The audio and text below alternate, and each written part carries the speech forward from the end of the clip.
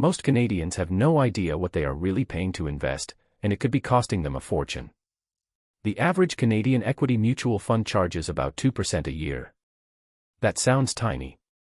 But 2% on $100,000 is roughly $2,000 every single year. A low-cost index fund that tracks the same market can charge as little as 0.09%.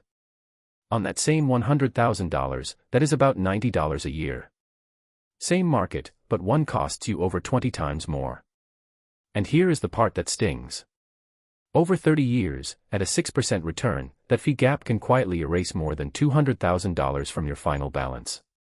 You are not paying for better results either.